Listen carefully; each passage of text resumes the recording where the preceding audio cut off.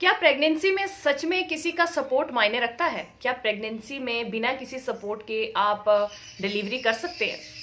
आज मैं इसी बारे में आपके साथ बात करने जा रही हूँ कि प्रेगनेंसी में बिना किसी की हेल्प के हम कितना ज़्यादा मतलब एक हैप्पी प्रेगनेंसी इंजॉय कर सकते हैं, और डिलीवरी बिना किसी की हेल्प के भी हम मतलब डिलीवरी के बाद भी मैनेज कर सकते हैं। तो आज मैं आपके साथ अपनी लाइफ का एक एक्सपीरियंस शेयर करने जा रही हूँ। Now I am second time pregnant, तो अभी मेरा 7th मंथ रनिंग है। और फर्स्ट प्रेगनेंसी जो है वो मेरी कैसे गई थी, उसमें मुझे किसी का सपोर्ट मिला था या नहीं मिला था, किसी की हेल्प के साथ मैंने डिलीवरी की थी या फिर विदाउट किसी की हेल्प के डिलीवरी हुई थी, एंड डिलीवरी से पहले एंड आफ्टर मैंने कैसे मैनेज किया था, आज मैं ये आपके साथ शेयर करने जा रही हूँ। क्योंकि बहुत सारे लोग ना ये स्ट्रेस में रहते हैं कि मैं अकेले कैसे मैनेज करूंगी, मैं अकेले ये सब कैसे करूंगी, अकेले कुछ करना मुश्किल हो जाएगा, अकेले ये सब करना ऐसा हो जाएगा वैसा हो जाएगा। मुझे लगता है कि मेरी कहानी सुन के ना आप लोगों के अंदर बहुत ज़्यादा कॉन्फिडेंस आएगा, और मुझे नहीं लगता कि आप उसके बाद आपके मन में कोई भी क्वेश्चन रहे। Hello hello everyone, how are you all. तो कैसे हैं आप सब, कमेंट में ज़रूर बताना। I am Pratibha, starting new blog today. तो आज मैं आपके साथ अपनी लाइफ का एक्सपीरियंस शेयर करती हूँ फर्स्ट प्रेगनेंसी का।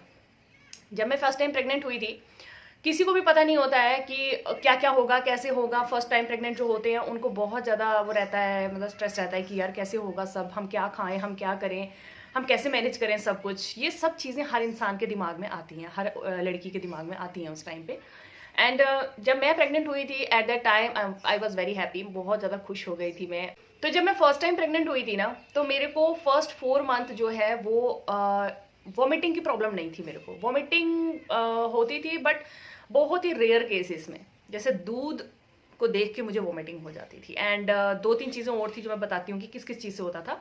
बट मुझे स्टार्टिंग के जो 4 मंथ थे ना, उसमें मेरे को ना एसिडिटी प्रॉब्लम बहुत ज़्यादा रही है, बहुत ज़्यादा। मतलब इतनी ज़्यादा एसिडिटी होती थी कि मैं कुछ खा ही नहीं पाती थी। बस थोड़ा सा कुछ खाती थी तो लगता था कि बस अभी मुझे वोमिटिंग हो जाएगी, मेरे को बस और खाना ही नहीं है।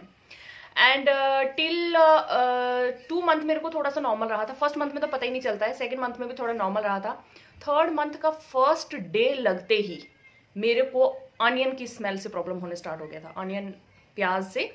प्याज मतलब किसी के घर में वो लोग तड़का लगा रहे होते थे ना, तो मेरे को इतनी गंदी वाली स्मेल आती थी। कितने भी दूर किसी के घर में तड़का लग रहा हो, मेरे को लगता था कि बस अभी मैं वॉमिटिंग कर दूंगी। उससे मेरे हेडेक इतना ज़्यादा ऐसे एकदम कुछ होने लगता था मेरे को।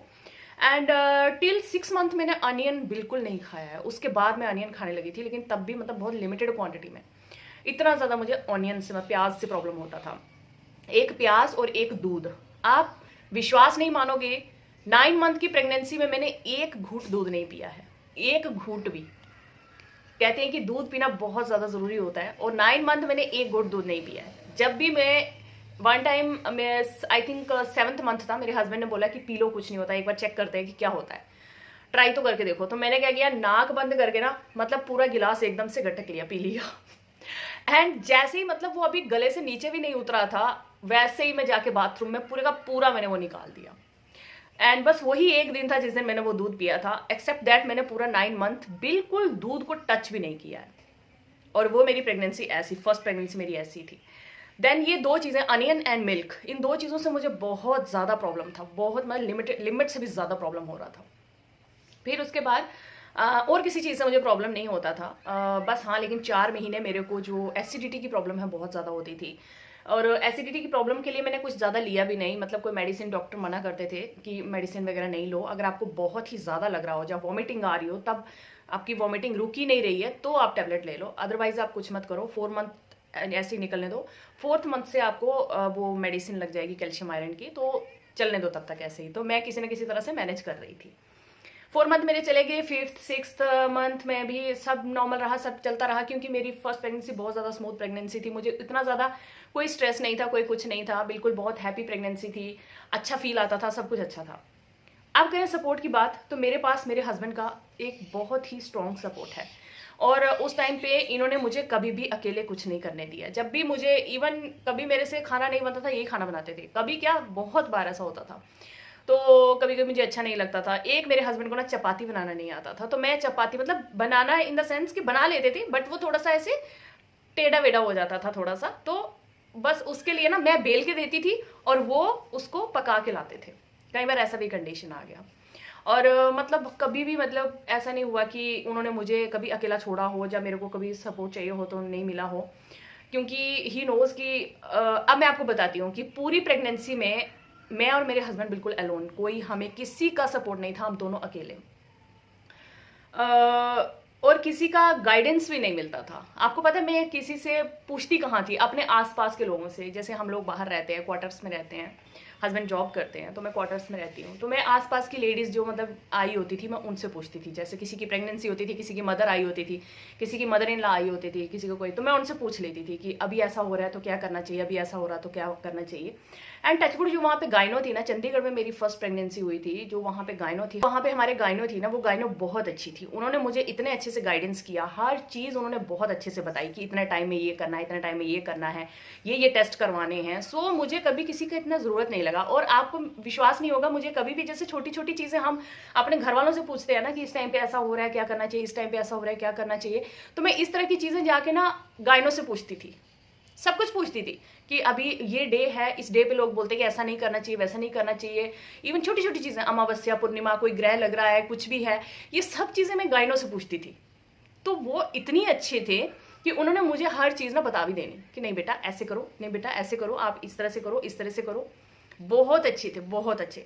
तो मेरे को ना बहुत मतलब कोई ज़रूरत नहीं लगी किसी की मैं एक थर्ड पर्सन से पूछूं कि इसमें क्या करना चाहिए, इसमें क्या नहीं करना चाहिए।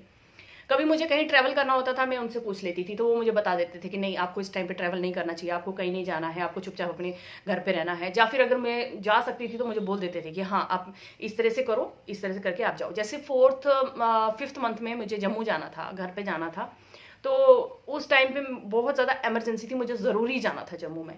तो मैंने डॉक्टर से बोला कि मुझे जाना है जम्मू। 4th मंथ था, आई थिंक 4th मंथ।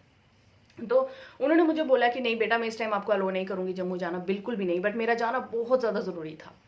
तो कहते इस टाइम पर ट्रैवल नहीं करो आप बिल्कुल भी, तो बिल्कुल सही नहीं है। तो फिर मैंने बोला कि मुझे बहुत ज़रूरी जाना है। तो उन्होंने पता क्या बोला उस टाइम पर, उन्होंने बोला कि आप एक मतलब स्लीपर बस ले लो और मतलब लेट के जाना बिल्कुल भी, जिसमें जंप नहीं लगे, कुछ ना हो ज़्यादा।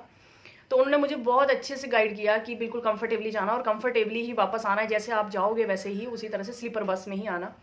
तो मैंने पूरा उसी तरह से फॉलो किया और मैं गई, तो मुझे कभी किसी की ज़रूरत नहीं लगी। एंड नाउ लास्ट में जब प्रेगनेंसी डिलीवरी से पहले अक्सर लोगों को ज़रूरत होती है कि काम नहीं हो रहा है, बहुत प्रॉब्लम हुआ था। ऐसा नहीं है कि हर चीज़ मेरी स्मूथ जाती रही, लास्ट में मुझे प्रॉब्लम हुआ था, मुझे काम करने में थोड़ी बहुत दिक्कत होती थी, बट काम में इतना करती रहती थी कि मेरे को ना वो कुछ एक्स्ट्रा नहीं लगता था। ऐसे लगता था कि नहीं यार ठीक है, चल हो रहा है सब कुछ तो कर लेंगे। देन उसके बाद डिलीवरी के टाइम पे जब मैं हॉस्पिटल में गई तो मेरे को आई थिंक 5 डेज में हॉस्पिटल में रही थी। फर्स्ट डे एडमिट किया था, 3rd डे डिलीवरी हुई थी, एंड 4th एंड 5th 2 दिन वहाँ रखा था, एंड डिलीवरी के 3rd डे उन्होंने मुझे घर भेज दिया था। तो वो जो डेज थे ना, वो तो हॉस्पिटल मैनेज कर लेता है, उसमें आपको किसी की ज़रूरत नहीं होती है। मेरे हस्बैंड आते थे एंड हस्बैंड के फ्रेंड्स वगैरह, उनकी वाइफ्स वगैरह वो आते थे, तो बस वो लोग आते थे ना, तो मुझे ऐसे लगता था कि यही मेरी फैमिली है, मुझे बहुत अच्छा लगता था उन लोगों के साथ। तो जब मेरा डिलीवरी हो गई, और डिलीवरी के बाद सबसे ज़्यादा ज़रूरत होती है, डिलीवरी के बाद सबको लगता है कि नहीं अब तो हमसे मैनेज होगा नहीं, अब हमको तो चाहिए ही है कोई ना कोई। तो एक बात बताऊँ, सब कुछ मैनेज हो जाता है अगर आपके हस्बैंड सपोर्टिव है ना, तो एवरीथिंग, हर चीज़ मैनेज हो जाती है। अब जब मेरी डिलीवरी हो गई तो उसके बाद ना मेरे को समझ नहीं आ रहा था कि मैं करूँ क्या। मेरे को अब देखो फर्स्ट टाइम है, आपको कोई बताने वाला नहीं है, कुछ नहीं है, तो थोड़ा सा दिक्कत आ जाती है। उस टाइम पे टिल 4 डेज मैंने बेबी को ना मालिश नहीं किया था, मुझे पता ही नहीं कि मालिश करते हैं या कुछ ऐसा, मतलब मालिश करना तो पता था लेकिन ये नहीं पता था कि इतना जल्दी स्टार्टिंग से ही करना स्टार्ट करना है, बेबी को बात देना है। फिर हमने एक लेडी लगाई घर पे, जो मतलब लेडी किसके लिए लगाई थी, मेरे को सिर्फ मालिश करने के लिए, ओनली फॉर 1 आवर वो आती थी, 1 घंटे के लिए, और मेरी मतलब बॉडी पे थोड़ा सा मालिश करके चली जाती थी। मेरी नॉर्मल डिलीवरी थी, नॉर्मल डिलीवरी हुई थी, तो इतना ज़्यादा मतलब प्रॉब्लम तो रहता ही है, 20-22 दिन, ऐसा नहीं है कि बिल्कुल ही आप एकदम कंफर्टेबल हो जाओगे नॉर्मल डिलीवरी में भी। तो उसके बाद क्या हुआ कि उन्होंने फिर मेरे को, अब मैं उनसे पूछती थी कि अब मैं अपने बच्चे को क्या करूँ, अब मैं बच्चे को बात दूँ, अब मैं बच्चे को, तो वो मुझे पूरा गाइड करते थे, इस तरह से करो, इस तरह से करो। तो फर्स्ट बात ना उन्होंने मेरी बेटी को दिया था, तो फर्स्ट टाइम उन्होंने मेरी बेटी को बात दिया और मैंने उसका पूरा वीडियो क्लिक करा, वीडियो क्लिक करके रखा, और सेकंड डे से जब भी मैं अपनी बेटी को बात देती थी ना, मैं खुद ही मतलब वो वीडियो ऑन करती थी। 2-3 दिनों के लिए मैंने ऐसा किया, वो वीडियो ऑन किया और मतलब बात दे दिया। फिर उसके बाद धीरे धीरे आदत हो गई और मैं एकदम से कंफर्टेबली अपनी बेटी को जो बात दे देती थी, तो मुझे वो कोई टफ नहीं लगा। उसके बाद धीरे धीरे से ना, मतलब खाने का क्या होता है कि उस टाइम पे बिल्कुल लाइट खाना खाना होता है, तो वो मेरे हस्बैंड बना लेते थे, मैनेज कर लेते थे। सो ठीक है, मेरे हस्बैंड का सपोर्ट था। अगर हस्बैंड का सपोर्ट हो ना, फिर जरूरत नहीं है कि आपको किसी और इंसान को घर बुलाना है, उसके बिना आपका काम चल ही नहीं सकता, इतना ज्यादा नहीं होता है, नॉर्मल रहता है और आप उसको कंफर्टेबली हैंडल कर सकते हो उस टाइम को। 20-22 दिनों के लिए प्रॉब्लम होता है हाँ, लेकिन अगर सीजेरियन हो गया है, सीजर हुआ है, तो उसका मेरे को एक्सपीरियंस नहीं है कि उस टाइम पे कैसा फील होता है, उस टाइम पे आपको किसी के सपोर्ट की जरूरत होती है या कैसे मैनेज होता है। बट फिर भी मुझे ऐसा लगता है कि हस्बैंड अगर सपोर्टिव हैं तो वो टाइम भी निकल सकता है।